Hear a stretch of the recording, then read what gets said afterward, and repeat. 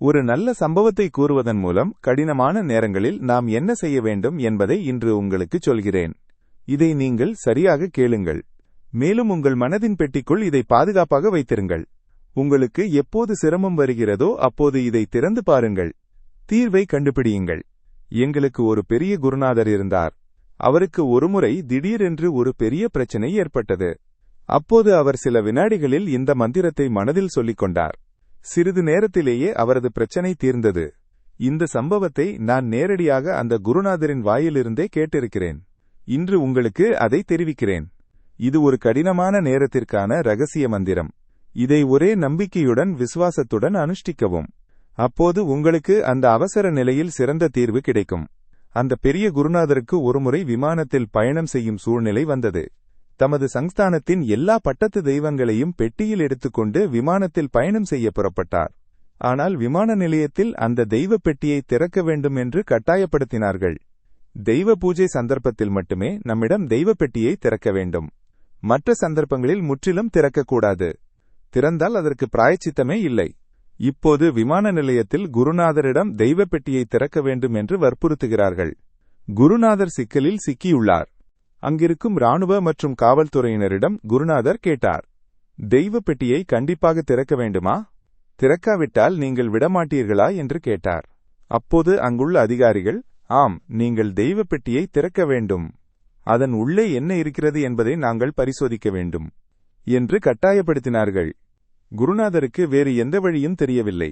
ஒருமுறை கண்களை மூடினார். மந்திராலய பிரபுக்களான ஸ்ரீ ராகவேந்திர சுவாமிகளை நினைவு கூர்ந்தார். மேலும் மனதில் 10 முறை ஸ்ரீ ராகவேந்திராய நம என்ற மந்திரத்தை சொல்லிக் கொண்டார்.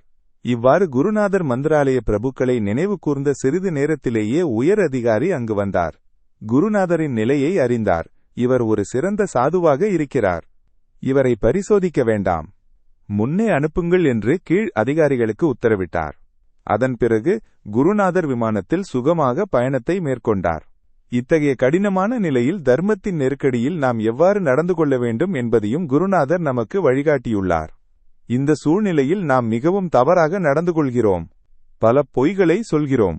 நம்மை எப்படியாவது தப்பித்துக் கொள்ள வேண்டும் என்று நான் இப்படிப்பட்டவன் அப்படிப்பட்டவன் என்று இல்லாத பண்புகளால் நம்மை புகழ்ந்து கொள்கிறோம். அது சாத்தியமில்லாத போது செல்வாக்குக்கு முயற்சிக்கிறோம். அதுவும் சாத்தியமில்லாத போது நமது நோக்கத்தையே விட்டுவிட்டு திரும்பி வந்து விடுகிறோம். ஆனால் இப்படி நடந்து கொள்வது சரியல்ல. நாம் எந்த நோக்கத்திற்காக புறப்பட்டோமோ அப்போது சிரமம் எதிர்பட்டால் அதை தீர்த்து கொண்டு முன்னேற வேண்டும். அத்தகைய சூழ்நிலையில் நாம் கண்களை மூடி ஸ்ரீ ராகவேந்திராய நம என்ற மந்திரத்தை பக்தியுடன் 10 முறை நினைவு கூற வேண்டும். வெறும் 10 முறை இந்த மந்திரத்தை நினைவு கூர்ந்தாலே போதும். நமது பிரச்சனைகள் தீர்க்கப்படும். இனி உங்களுக்கு எந்த கடினமான அவசர நிலை வந்தாலும் இந்த மந்திரத்தை நினைவில் கொள்ளுங்கள். மேலும் இந்த மந்திரத்தை பயன்படுத்துங்கள். அப்போது குருநாதரிடம் முழுமையாக சரணடைந்திருக்க வேண்டும். இவ்வாறு ஸ்ரீ ராகவேந்திராய நம என்ற மந்திரத்தை வெறும் 10 முறை சொன்னால் இத்தகைய பிரச்சனைகள் தீர்க்கப்படும். இப்படியிருக்க 1,00,000 முறை நீங்கள் இந்த மந்திரத்தை ஜெபித்தால், தியானம் செய்தால் மற்றும் எழுதினால் எத்தகைய அற்புதமான பலனை நீங்கள் பெறலாம் என்பதை நீங்களே யூகித்துக் கொள்ளுங்கள்.